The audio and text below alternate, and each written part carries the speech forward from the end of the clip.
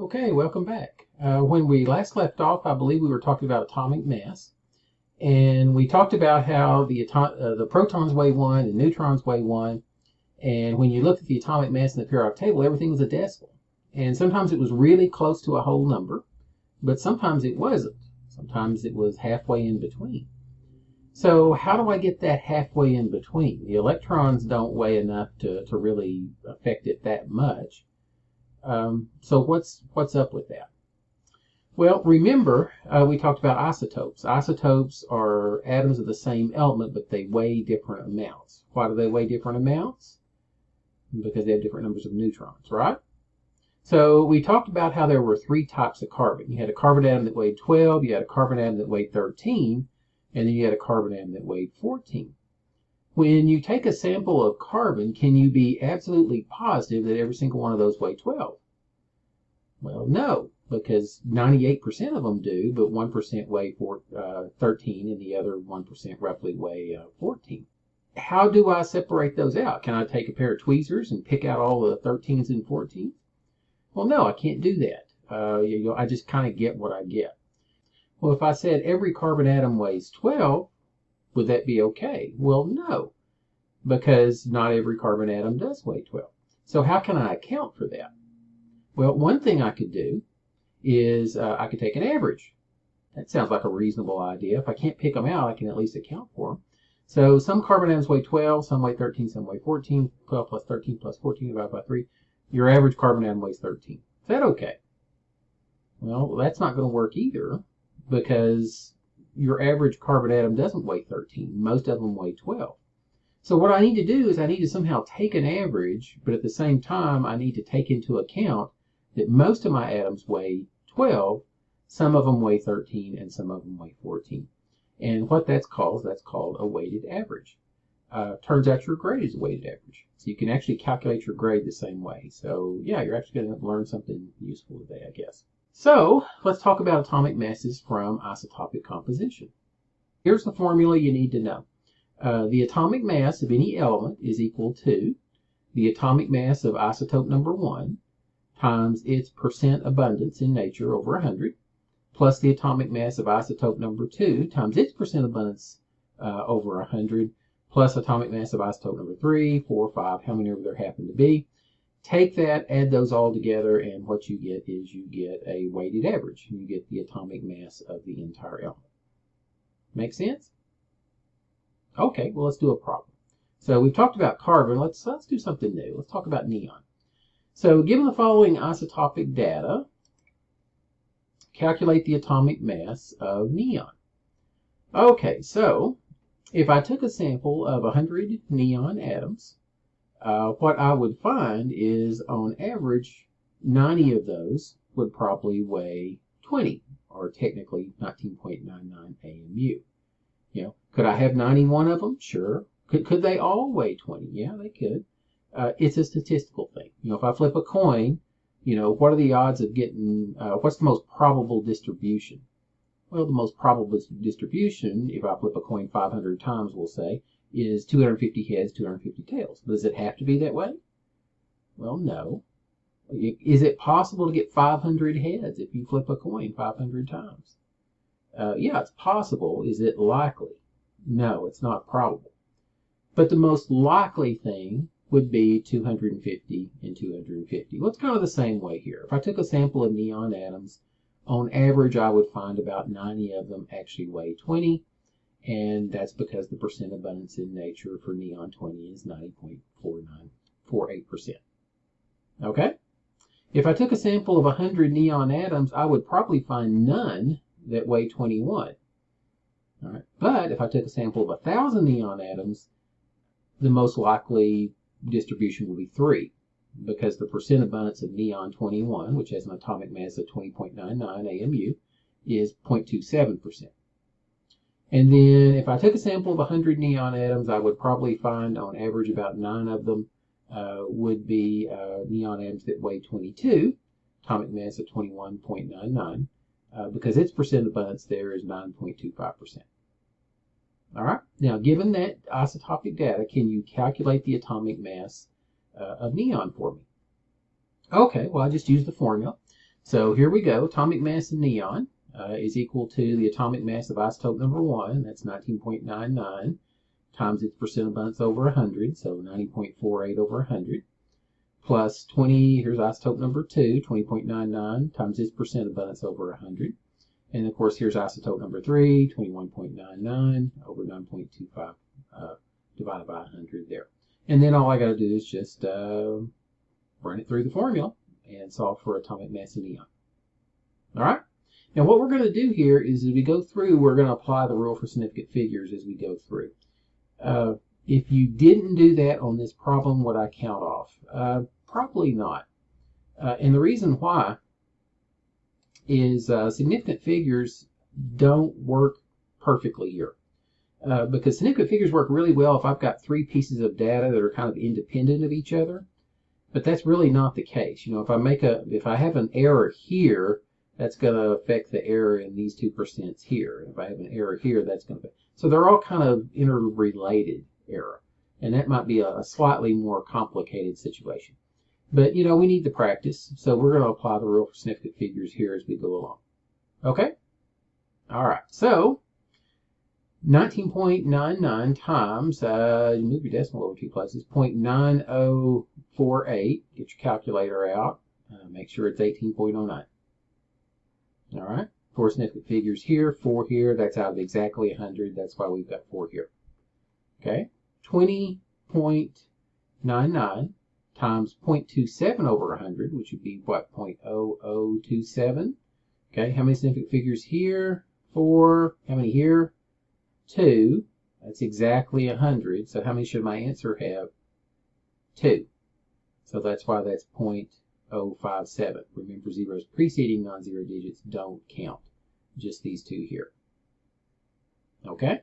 21.99 times 9.25 over 100. So that's 0.0925 times 21.99. How many significant figures here? 4. How about here? 3. How many should I report this to? 3. And that's where we got the 2.03. All right. Now all I got to do is add those together. When I'm adding and subtracting, what's my rule for significant figures? There is no rule for significant figures for adding and subtracting. You're looking at what? Places past the decimal point. All right. So how many places past the decimal am I here? I'm 2. How about here? I'm 3. How many am I here? 2. So how many should I report this to? 2. All right. So now we just simply add them together and we get 20.18 AMU. Notice the atomic mass here of neon is greater than 20 because some neon atoms weigh a little bit more, weigh more than 20. But notice it's pretty close to 20 because 90% of my neon atoms actually weigh 20. And so my average is a lot closer to 20 than it is to 21 or 22. Make sense? And that's where these decimals come from here in the periodic table, is they come from these weighted averages of all the isotopes of the element. Because you can't be positive that you're always going to get just one isotope. You're probably going to get a random sample.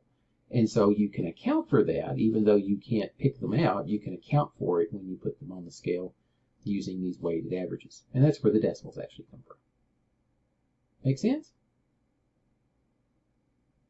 Okay, general rule of thumb. What you can do is you'll notice most of these atomic masses are very close to a whole number in the periodic table. Generally, what you can do is you can round up or round down, and that will tell you the mass of the most stable isotope. Remember, stable isotopes has to do with the nucleus there, and it comes down to the proton to neutron ratio. And so for most elements, there's one proton to neutron ratio that's really nice, and that makes it nice and stable. And so therefore, that's what you're going to see a lot of. The rest of them are unstable, so therefore they're radioactive, and so you'll see trace amounts. And that's kind of what you see here. Notice that most neon atoms actually weigh 20. And again, round up and round down, and that tells you pretty much what most of them are. However, there are exceptions to the rule. So what are some exceptions to the rule? Well, notice that some of these elements in the periodic table aren't close to a whole number. They're halfway between. So say, for example, chlorine. If you looked at the atomic mass of chlorine, you'd see it's what, 35.45? What does that tell me about chlorine? Well, that tells me there must be more than one stable isotope of chlorine. Right? And if you guess that, you would be correct. There's a chlorine atom that weighs 35, and there's a chlorine atom that weighs 37. Given the fact that the atomic mass of chlorine in the periodic table is 35.45, what would you expect to see more of in nature? Would you expect to see more chlorine 35 or more chlorine 37, or equal amounts? Would be chlorine 35. Why? Well, if I had equal amounts of chlorine 35 and 37, what would the atomic mass in the periodic table be? It would be 36, exactly halfway in between, right? The fact that my atomic mass is closer to 35 than 37 leads me to believe that there must be more chlorine 35 in nature than chlorine 37. And if that's what you guessed, you would be absolutely correct. That's the way it does work. There actually is more chlorine 35. But there's an appreciable amount of chlorine 37 out there. So much so that it does skew the average up, but it doesn't skew it close to 37, and it doesn't even take it halfway. But that's how it works. So if you see atomic masses that are somewhere in the middle, there's probably more than one stable isotope. That's probably what's going on right there. Can you do this? On a test, can you do this? I'd probably more than likely give you something just, like this. If I was in a bad mood, I could give you the atomic mass of 2 of the isotopes and the percents and have you find the third one. If I gave you the total atomic mass, or I could give you the atomic mass and all the isotopes and then one of the percentages and you find the other 2. Yeah, we could make it hard, but probably not. More than likely, it would probably be a problem just like this. If you can plug things in and solve, I don't think you're going to have a problem like this. Okay, let's talk about something different here. Let's talk about compounds. Okay, we've talked enough about atoms. Let's talk about compounds for a little while. Turns out that there are 2 types of compounds. Technically, there's a third type, but we won't get into all that. But these are the 2 that we're going to talk about this semester. There's what we call ionic compounds, and there's what we call covalent compounds. And the different type of compounds depend on the type of chemical bonding that's present in either of these compounds. So in ionic compounds, these are formed between ions, which are charged particles of opposite charge, okay, attracting each other. Okay, it's called an ionic bond. For example, sodium chloride or salt. Okay, the smallest unit in an ionic compound is something called a unit cell. Ionic compounds generally are found in lattice works. You've got these positive and negative charges, and what they do is they they arrange themselves in a very highly ordered, what we call crystalline fashion. All right, so you could write NaCl, NaCl, NaCl, NaCl if you wanted to, but usually we write something called the unit cell, and it's the smallest repeatable unit that I can use to generate the entire pattern. It's kind of like tiles on the floor. You have a big, giant, huge pattern on the floor, but usually it's like 4 or 5 tiles. They just repeat over and over and over again. It looks really complicated when it's not as complicated as it might seem. It's still artwork. I can't do it, so it's complicated, but it's not as complicated as it looks, I guess. All right. The other type of compound is what they call a covalent compound, and these are usually made up of nonmetal atoms, and these are actually formed by sharing electrons. All right, and that's what forms that bond. All right, an example of a covalent compound would be water, H2O. The smallest unit of most covalent compounds is a molecule. So I can have a molecule of water, which is 2 hydrogens and an oxygen bonded together. The driving force behind the bonding is very similar in some cases. We'll talk about it. All right, there's a third type called metallic bonding, which is bonding between metals, but that is a little bit beyond the scope of this course. You really need something called molecular orbital theory to really describe metallic bonding well. But we can use simple models to describe the ionic and the covalent, and so that's kind of where we'll start. Take a good 3rd year inorganic class, and you can see molecular orbital theory in all its glory. All right. When I have an element, I write the symbol for the element, right? So what do I need to figure out what a compound is? Well, I need a formula. The formula is kind of the recipe for a compound. So let's talk about what we call the simplest or the empirical formula. All right, so consider the compound ethane. All right, the empirical formula or the simplest formula is the smallest whole number ratio of atoms to atoms in a molecule of that compound. So for example, if I were dealing with ethane, the simplest formula for ethane is CH3.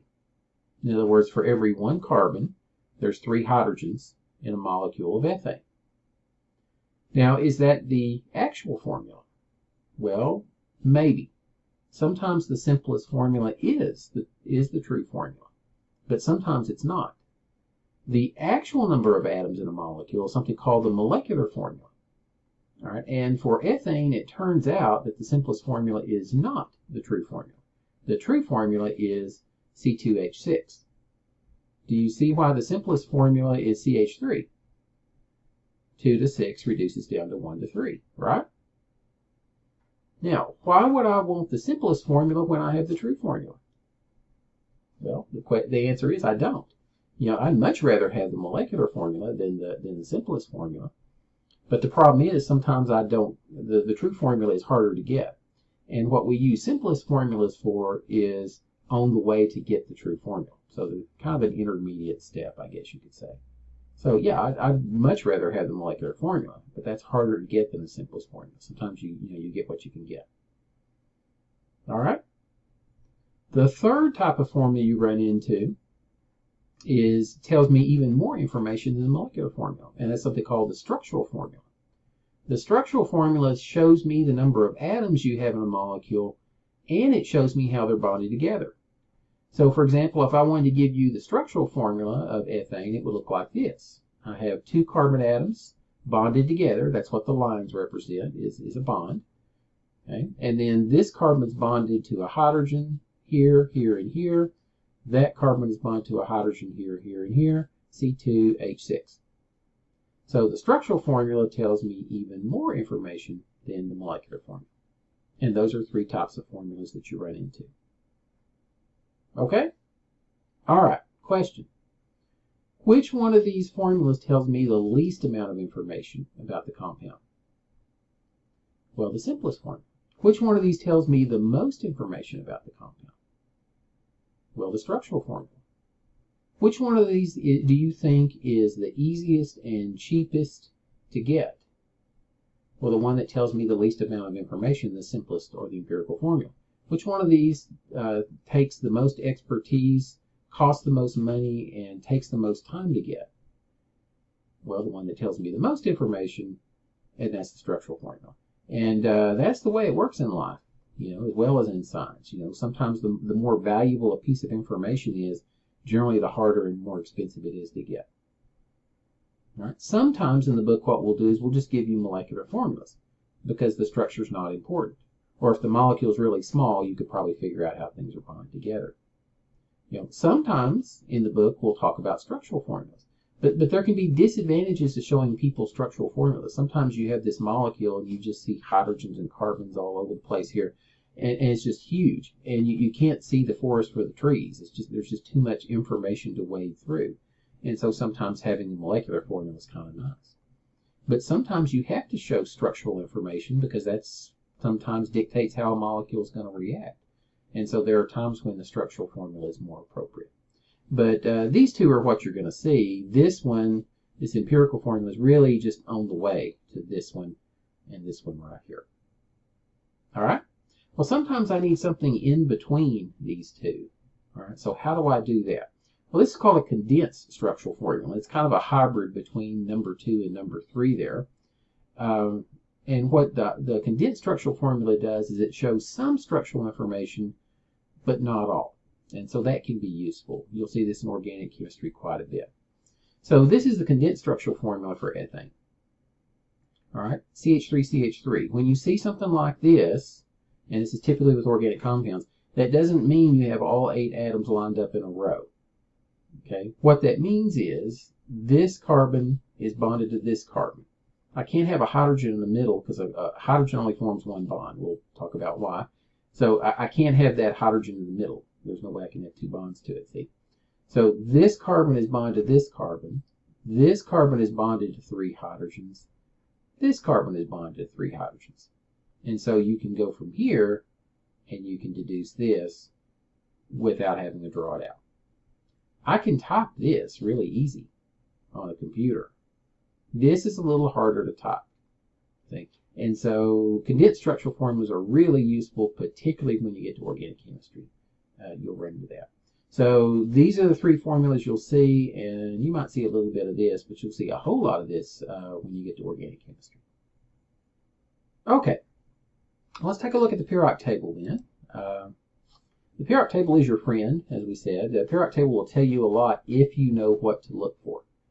All right, so let's just start talking about the periodic table. Okay, and we'll talk about these things as we go. So the periodic table has a certain structure. Here's a very highly stylized version of a periodic table. I could probably stick one up here on the screen for you here. But what I would do if it were me, I think I would find myself a periodic table before you go any further and put it right there in your lap and then refer back to that because you're going to need it for the next, well, pretty much for the rest of the course. So find yourself a nice periodic table and I'll give you a little time to go get one. Okay, that should be enough time, right? So go get your periodic table. So here we go. What is the structure here in a periodic table? Well, you'll notice a couple of things here. You have the rows, which go across like this, and then you have columns, which go up and down. So let's talk about the rows that go across first. If elements are in the same row, they're in the same period. That's off the screen. That's what it says. These are your periods. Okay. The numbering of the periods is pretty simple. If you're in the first row, first period. If you're in the second row, second period. If you're in the third row, third period. So on, so on, so on, and so forth.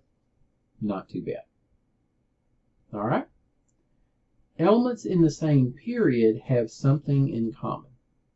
All right. What that is, we'll talk about later when we talk about electronic structure. All right. But file that away for future reference. That one's not so much important. What's more important to you as a chemist are elements in the same column. Elements in the same column are in the same group, or sometimes you'll hear them called families. All right. Now the numbering system on the columns, that's a little bit more complicated because it turns out there's 2 or 3 different ways you can do it. I have seen periodic tables that'll go 1A, 2A, and then 3A, 4A, so on and so forth, and all your B groups are right here, down here in the gap. I've also seen periodic tables where it's 1A, 2A, 3A, 4A, and then you get this group over here in the middle, and then the B groups actually start here, and then you go from there. I've seen them both ways. All right. The other way I've seen it is where they just number 1 through 18. First column's 1, second column's 2, third column's 3, so on and so forth, all the way over to 18. Which way is correct?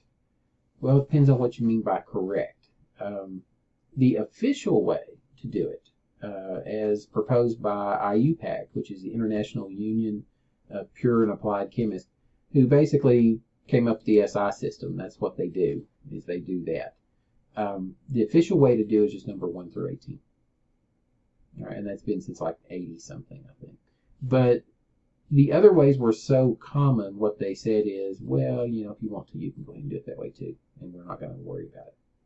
And so I've seen some books that will have like group 17 and then parentheses 7A next to it, and then they just use both instead of just one. And they'll do that for like the entire book. Well, just pick one. It doesn't matter which. Pick one and stick with it. There's no need to keep putting the same, 2 of them every single time you talk about element. So that's what I'm going to do. I'm going to pick one. We're going to stick with it. So I'm going to go ahead and do it the official way, 1 through 18.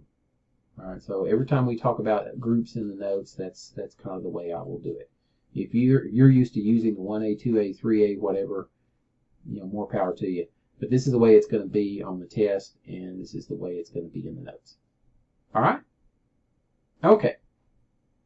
Well, we said that elements in the same period have something in common. All right? But elements in the same group are more important to you because it turns out that elements in the same group have similar chemical properties. And that's really handy to a chemist. Because what I can do is I can look at where an element appears in the periodic table, and that gives me some information as to how it will react. All right, so for example, I got calcium over here, we'll say, in my periodic table. What's underneath calcium? Well, there's what? Strontium, right? Okay. You ever heard of strontium? You ever hear strontium before I mention this word? Well, no, probably not, right? How do I know how strontium is going to react? Well, I know that strontium is right below calcium in the periodic table. And if I know how calcium reacts, that gives me information as to how strontium reacts. See? So now not only do I know a little bit of chemistry about the elements I've seen, but simply by looking at the periodic table, I can tell information about how things react, even if I've never heard of them before. The closer two elements are in the periodic table, in the column, the more alike they are. The further they are away from each other in the column, the less alike they are, but there's still some similarity there. All right, so for example, I've got fluorine over here in my periodic table, and then I've got chlorine. Would you expect chlorine and fluorine to react somewhat similar? Sure, because they're both in group 17, and they're sitting right next to each other. Do fluorine and chlorine react exactly the same way? No, because fluorine is fluorine, chlorine is chlorine. But they're pretty similar. Sometimes fluorine will react the same way that chlorine will react, usually much faster, but pretty much in the same way. And that's what the periodic table does for a chemist. Periodic tables are very important to a chemist. Yeah, you need to get you one if you don't have one already. Go on the internet, print one out, or go buy one, whatever works for you there. But yeah, periodic tables are going to be important the rest of the way. Okay, well, if elements in the same group or family column react in a similar way, what I can do sometimes is I can just talk about the entire group. I don't have to say, well, lithium and sodium, potassium and rubidium and cesium.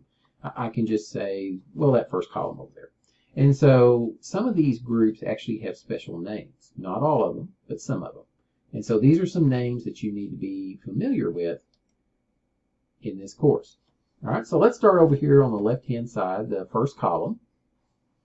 The first column, that's your hydrogen, not so much, but especially lithium and sodium, potassium, rubidium, cesium, and francium over here. These are called your alkali metals. So when you hear me talk about the alkali metals, that's just a general way of saying group 1. All right. Group 2 here, this second column here, this beryllium and the calcium and the strontium, and the radium and so on and so forth here, barium and radium. This is group 2. These are called your alkali earth metals. Okay, left out magnesium there, didn't I? Yeah, I don't have a periodic table while I'm doing this. I'm trying to do it from memory, sorry. All right. Now, all these elements here, groups 3 through 12 here, right here, down here in the gap. And technically, that includes these two rows down here. Okay, but particularly these right here. These are called your transition metals. And so those would be things like iron, and cobalt, and nickel, and zinc, and tungsten, and silver and gold. All these are called transition metals. When you hear someone talk about transition metal chemistry, that's basically what they're talking about. They're talking about the chemistry of those elements. Transition metal chemistry is a little bit harder to deal with because it involves the d orbitals, which we'll talk about. And when you start mixing in d orbitals, things get complicated really quick. So most of the time what we'll do is we'll reserve most of our talk to these two groups over here, and also these groups over here on this side. These are called the representative elements. You have transition elements or transition metals and your representative elements. But the theory behind these bonding and these bonding is very simple. So that's where we'll start. This is Germ Chemistry 1, so that's where we're going to start. Okay? But we will talk about transition metals, as we go. And that's these elements here. Okay? Now, a couple of these have some names. They're kind of archaic and nobody really uses them. But there's two groups over here that are really important. All right? Well, let's talk about these first, I guess. We'll talk about this now. This group right here, this little row right here, okay, This little row right here actually goes in your periodic table right here after lanthanum. These are called the lanthanides because they come after lanthanum in the periodic table. The other term for these lanthanides are called your rare earth elements, or rare earth metals. All right. Now, what's so special about your rare earth elements? Well, the interesting thing about your rare earth elements is they're not special at all. They're actually kind of boring. Generally speaking, elements in the same group have similar chemical properties. Here's a row that actually has similar chemical properties. All these elements actually fit in that little square right there where lanthanum is. And it turns out that chemically, they're all pretty much the same. They all pretty much form +3 ions. In fact, it's hard to separate these because they react so much alike. You find them in ore and just all kind of piled together. And since they're very similar chemically, it's hard to separate them. So it costs money to do that. They're also kind of rare. That's why we call them the rare earth elements. The chemistry of these elements and these down here involve f orbitals, and that's really a mess. Maybe for chemistry club someday we'll have a little talk on f orbital chemistry if you want to. We'll do that by request. We'll talk about when we get to chemistry club. Oh, by the way, chemistry club meeting I believe on Friday. I'm not sure if it's this Friday or next Friday, but we'll try to send out an announcement. We would love to have you, so show up for that. Okay. All right. Yeah, these are your rare earths. Okay. This group down here, these fit in that actinium square, basically. And so these are called your actinides. And this is where your uranium and your plutonium and so on and so forth reside, where we make bombs out of that, nuclear power. A lot of these elements are actually man-made. They're so unstable, they don't occur in nature. You have to make them. How do you make an element?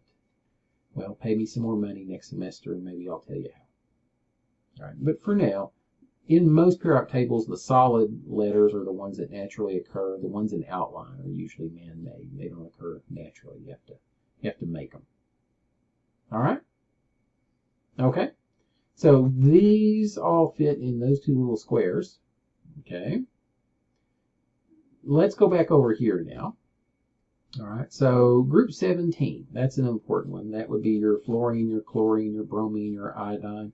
Astatine, radioactive, doesn't hang around very long. You won't run into that. But especially chlorine, bromine, and iodine. These are called your halogens. Okay, so that's a general term for those. And those are important, your halogens. So remember that term. All right, group 18. Group 18 is a special group. It's this one way over here. And that would be helium, and neon, and argon, and krypton, and radon. Again, I'm trying to do this by memory, so yeah, hopefully I didn't leave anything out there. I'll try to stick the periodic table up for you here in post-production, I guess, as they say in the movie business. Right. All of these elements, these are called your noble gases. All right. What is so special about your noble gases? Well, it turns out that your noble gases are extremely stable. All right. They don't react with anything, generally. And so if you put them in with something else, they just kind of sit there, just don't do anything. They don't even react with themselves. You tend to find them as just individual atoms just kind of bouncing around. So why? Why are these elements so unreactive, or what we sometimes call inert? Well, let you in a little preview here. The reason why they're unreactive is they're already stable. See, why do things react? Well, things react because they're not happy. They're not stable. They're high in energy. And so if they can somehow get lower in energy, that's a good thing. You know, how many of you are married out there? Why'd you get married? Why did you get married?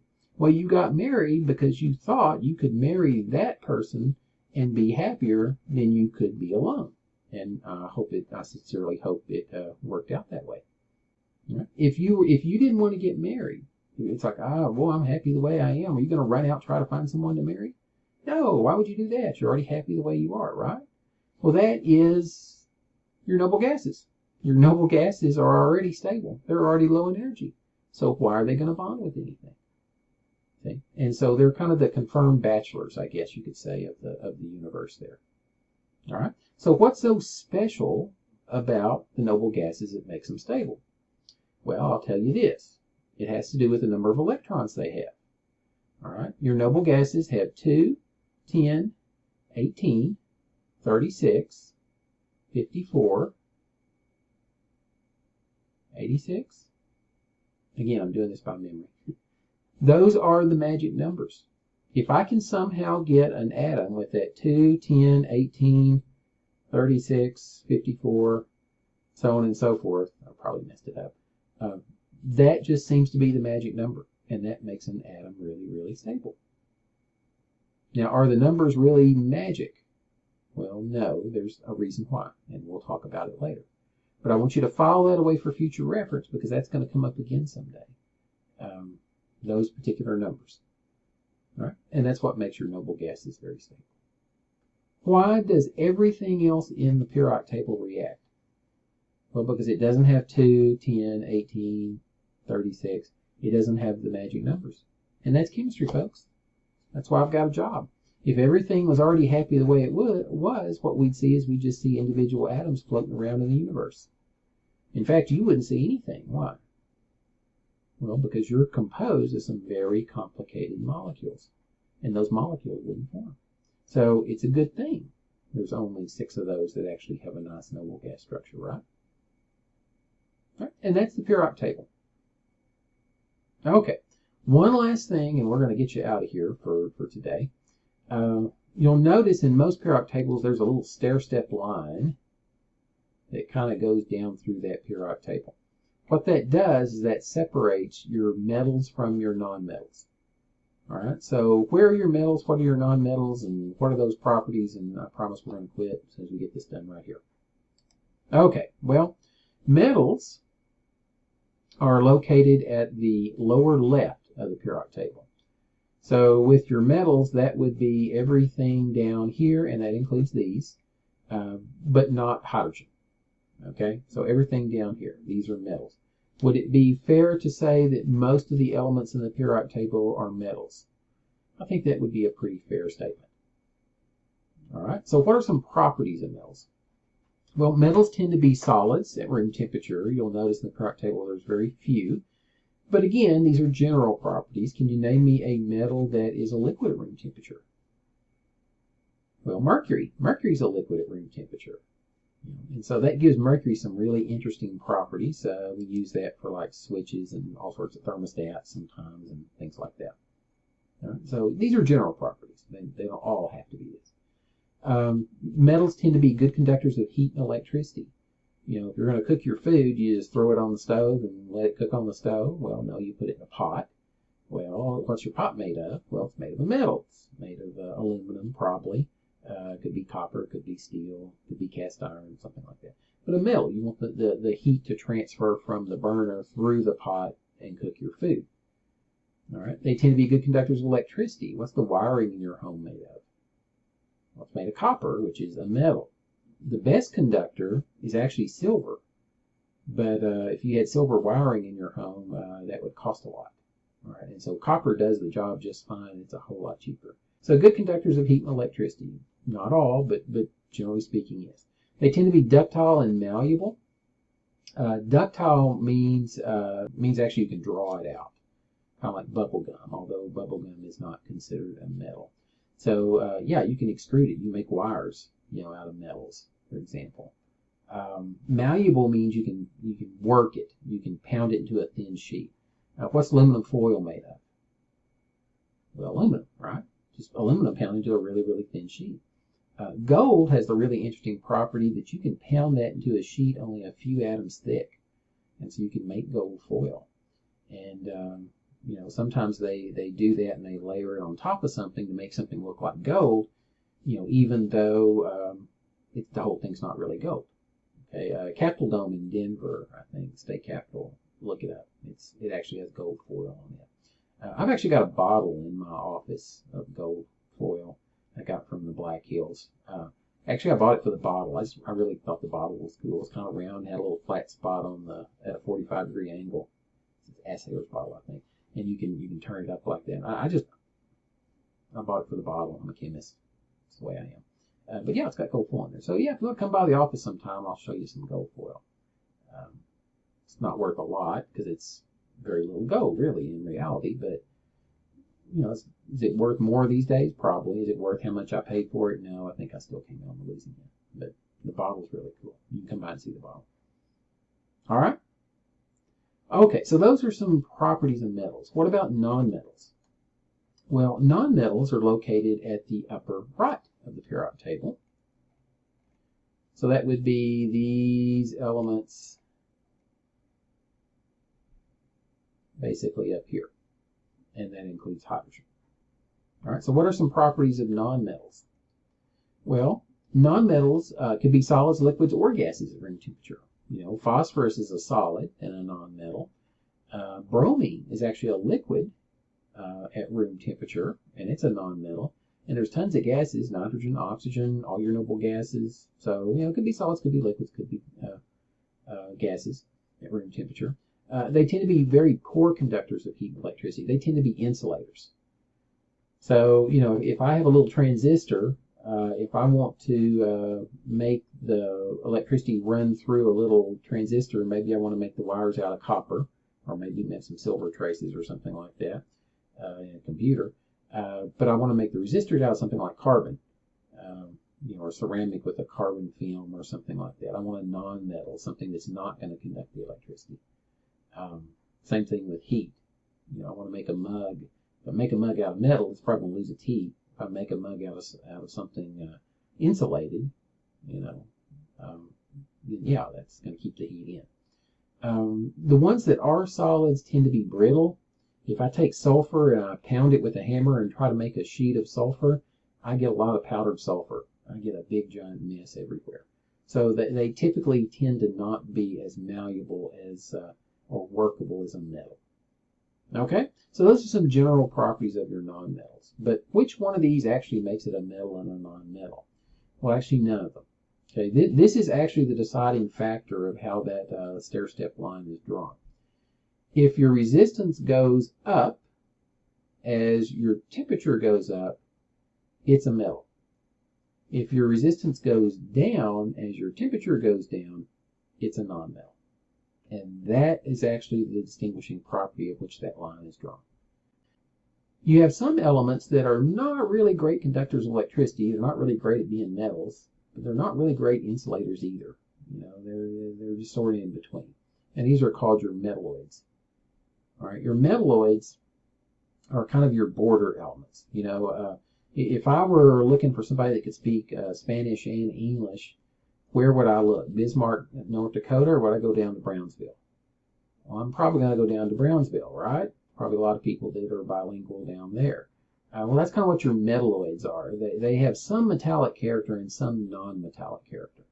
So they're not really good at either, but they're kind of mediocre, right?